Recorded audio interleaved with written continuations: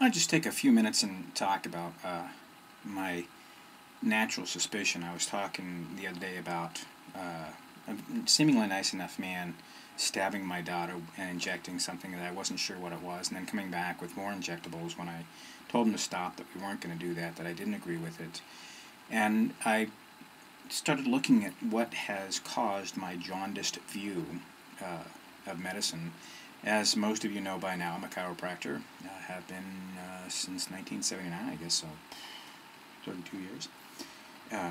More than half my life.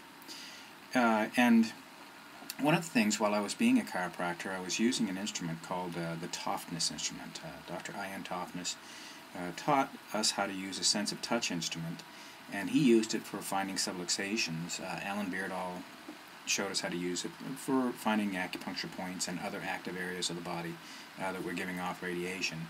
And it was simply that. It was simply a sense of touch instrument. We used touch to find vertebral subluxations, other things in the body. And I'd heard rumors that the federal government was upset on us, and Ian Toughness, Dr. Toughness, had talked about this, that the federal government was after him for developing this instrument.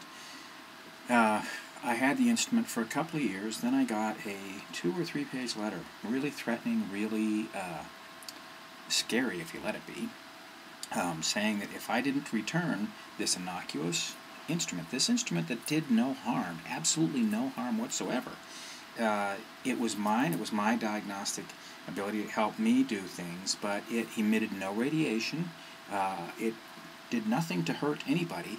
But if I didn't send this back within a scheduled amount of time, and the list was long, they would send somebody in my office. If they had to send somebody in my office, I would get to pay for their visit, and then they would also give me fines for just owning an instrument that caused absolutely no harm. So I don't trust doctors with needles, with stuff in them. I have been to the hospital fairly recently, 4 or 5 years ago. My gallbladder kicked up. They desperately wanted my gallbladder. I still have it. I tend to it. I take care of it. There's things that I used to do that I don't do because I like my gallbladder. I don't know it well, I guess I know it personally, but you know, I've never done anything to it except abuse it, I guess. But it's doing pretty good now. And so I look at some of my rants will be about the system, about what they're trying to do, about a profession that is magnificent, a profession that doesn't hurt anybody. A friend of mine said the worst chiropractor is better than the best medic, and what he meant by that was we don't kill people. They tried to link us to strokes. There are no more strokes, but I wondered where my jaundiced view began. I know it wasn't the beginning, but it sure added to it. When they wanted an innocuous, passive instrument that hurt nobody, I thought, well, wait a minute, something's up here.